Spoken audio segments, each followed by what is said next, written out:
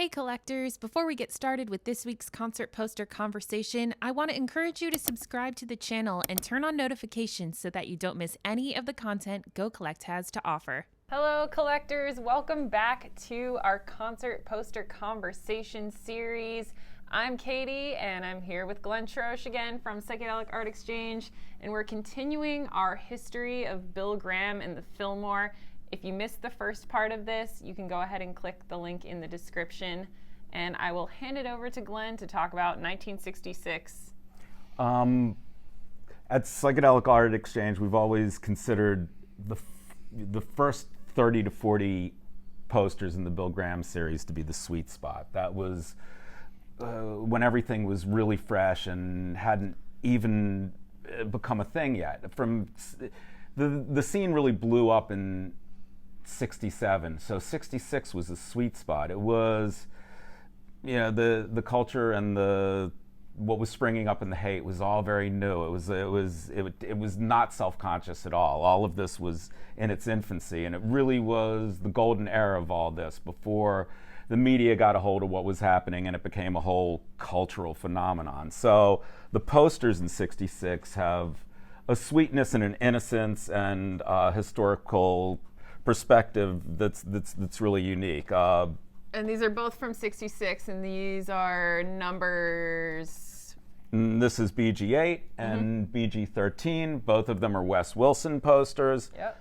Both of them are orange, and both of them have the mothers on it, which is a personal sweet spot for me. I'll try not to go too deep into the whole. I mean, yeah, and they were opening for considerably important acts, at least historically. And there's good stories about both of these posters. But you know, as far as the series itself goes, these were printed in reasonably low quantities. Still, they were 2,500 or less, we believe, and most of them were used, were put up. There was also a habit. Bill Graham started handing out concert posters for the next upcoming show when you left the Fillmore. So that became a source for early collectors. A lot of them didn't end up in good shape because they got folded, and just getting them home. That's sort of the thing that's remarkable about posters like this and this kind of grade, is for them to have survived like this over the years is pretty impossible. People were not being careful. They weren't trying not to ding their posters on the way home from the Fillmore. So these are unique specimens, and high grade this early on is a total sweet spot. So why don't we talk about this one first, because this is the earlier one in the series, correct? That's correct, BG8. This poster we've always thought has some of the most has the highest potential of any of the Bill Graham posters because of the mention of Andy Warhol, who is, the father of pop art. And when he brought this act on the road in '66, it was not something that was that the West Coast was ready for. The Velvet Underground. Still more of a New York thing. Well, yeah, Andy had the whole factory scene, and they were hard-edged, hard drugs. They were a little bit full of themselves. Just some people would say pretentious, but no, the Velvet Underground's influence on rock and roll is huge. I mean, they created a whole genre within itself that's still being revered today. But Andy Warhol's Plastic Inevitable was this performance art piece that wasn't met with great success in San Francisco. It was from the recollections, trite sort of. It wasn't something that was well received, and the music of the Velvet Underground wasn't well received either. Not by San Francisco. And they didn't like the hippie scene at all. They were not digging it, and and Lou Reed talked about it. I mean, he kind of was nasty at the time, and he was also nasty about Frank Zappa, which is something that spurred a lifelong feud, and if I have to take sides, well, that's not, I don't want to get into that. We can talk about Zappa. I mean, the Mothers in '66, they were, Frank Zappa was one of the greatest musical minds of the 20th century. No exaggeration. No personal No. That's completely objective. Completely. But they were they were humorous, they were outrageous, and they were doing compositions that no one in rock was doing at the time. The Mothers, they were miles ahead of themselves, miles ahead of anyone else at that point, in my opinion. Yes. All right, so talk to me about value when it comes to this guy right here.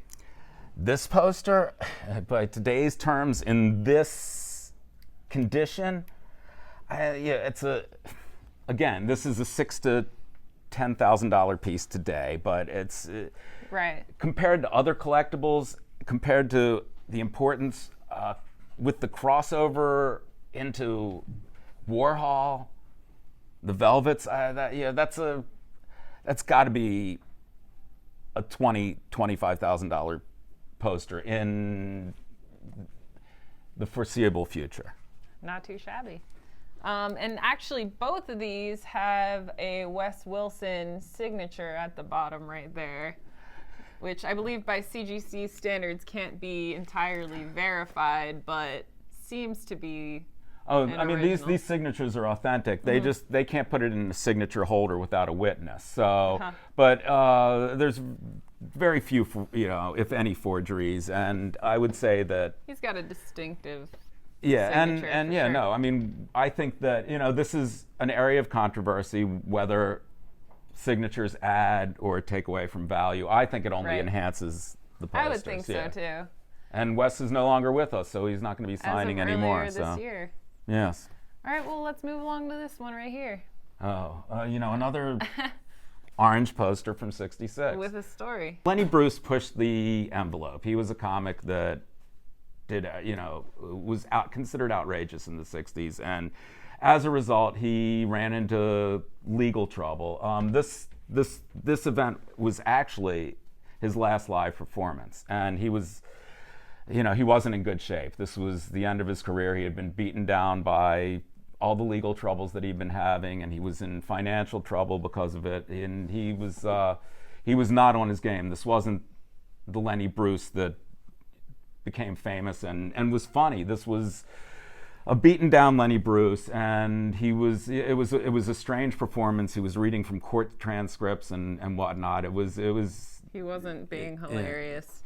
No, and again, according to recollection, the Mothers saved the day. They were probably funnier too. And Zappa revered him as he had a brief exchange with him, and he asked him to sign his draft card. Yeah, and Lenny Bruce was like, I don't want anything to do with that. Oh, wow. Yeah.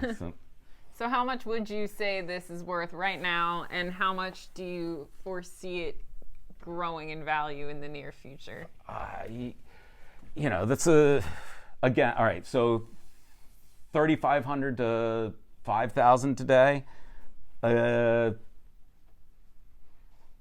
to $20,000 not too far from now, in my opinion. I mean, all of this is undervalued. All of this is, absolutely, compared to other collectibles, impossibly scarce and rare and important. So.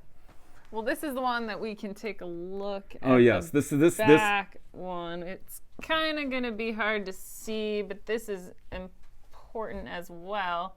So there's a little message handwritten on the back there. If you want to kind of talk about what that is, who wrote that, what it means. This is an inscription by Eric King. Eric King wrote the guide on identifying these posters, and before we had CGC, this was the best possible provenance of authenticity that you could get. Eric spent his life studying this, and this was how he meticulously and carefully and lightly, inscribed the back of the posters. That was the system before CGC, and we wouldn't have the cataloging system that CGC uses if not for Eric. So it's added a little historical data. All right. Once again, if you have any more questions about value, if you want to check this out for yourself, go ahead and take a look at our concert poster price guide. We've got a link in the description. And if you've got any other posters you want us to talk about, any comments about something like signatures, any favorite moments from any of these acts, make sure to drop a comment right below this video, and we'll be back again with another concert poster conversation soon.